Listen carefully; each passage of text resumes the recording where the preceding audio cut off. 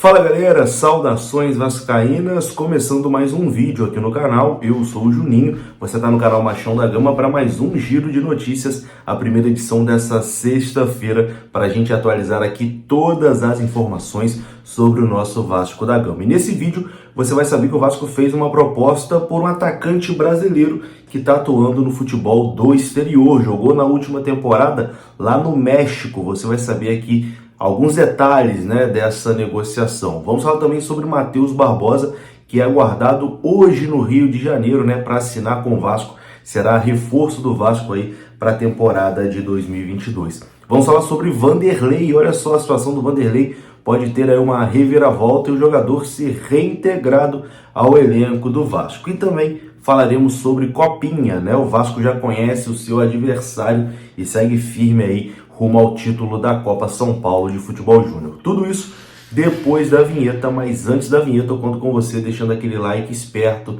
que é muito importante e ajuda demais, e também se inscrevendo aqui no canal se você não for inscrito. Deixou o like, se inscreveu, a vinheta rodou.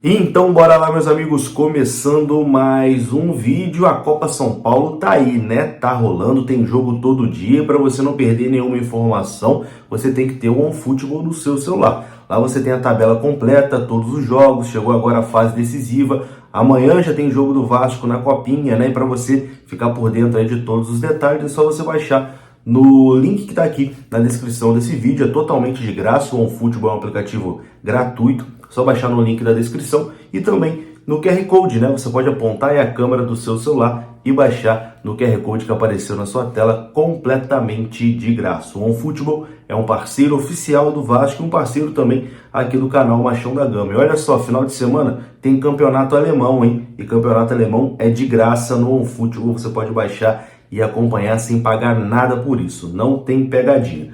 E bom, já que eu estava falando aqui da Copinha, falei da Copinha, vamos falar do Vasco na Copinha. O Vasco que se classificou, ontem o Vasco venceu por 4-0, a equipe do Joinville, e o Vasco já joga amanhã, porque Copinha é assim, é um jogo em cima do outro.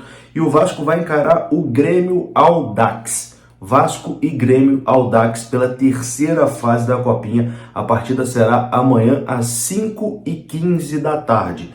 Então anote aí na sua agenda, sábado, 5h15 da tarde, terceira fase da Copinha, Vasco e Grêmio Audax. Lembrando que o Vasco está aí com uma campanha muito boa, O Vasco nos 4 jogos que fez aplicou 3 goleadas, Tem aí o melhor ataque da competição, tem o artilheiro da competição também, que é o Figueiredo, e segue firme aí, tentando, mais uma classificação, tentando avançar de fase. Vasco e Grêmio Audax amanhã, 5h15 no Sport TV. E agora já vamos falar aqui sobre o mercado da bola, O Vasco segue aí firme, tentando achar um atacante. Tá difícil achar um camisa 9, Aquele atacante clássico. Tudo bem que a camisa 9 tá com o Raniel, Mas o Vasco procura ainda um atacante de área, aquele atacante para ser referência, O Vasco já tentou alguns nomes aí, mas não conseguiu evoluir, levou alguns nãos. Inclusive Zé Ricardo e Carlos Brasil falaram sobre isso, que tá difícil o Vasco no mercado. O Vasco, infelizmente,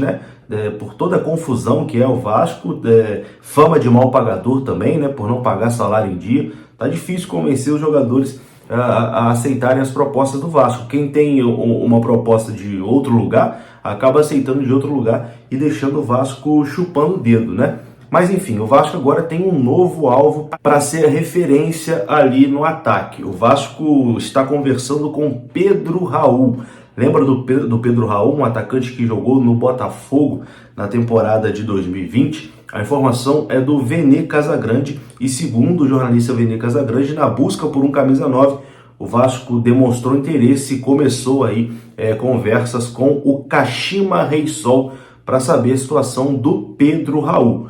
A boa notícia é que o atacante está fora dos planos do clube japonês e com isso será emprestado, mais uma vez pelos japoneses. Já a má notícia é que outros clubes também têm interesse ali no Pedro Raul e tentam repatriá-lo. Um desses clubes é o Juventude, que está na Série A e também já fez oferta pelo jogador. No Vasco, o entendimento é que Pedro Raul se encaixa no perfil que a diretoria e a comissão técnica traçaram para a camisa 9. O Vasco demonstrou interesse ali em ter o jogador por empréstimo, porém sabe que a concorrência, com times da Série A pode pesar e os japoneses, acabarem ali decidindo por emprestar o jogador para jogar a Série A do Campeonato Brasileiro. Mas as conversas estão em andamento e Pedro Raul gostou do projeto do Vasco e também tem a intenção de retornar ao Rio de Janeiro, Ele jogou aqui no Botafogo, então conhece a cidade, gostou da cidade, então o Vasco é um destino que agrada o jogador.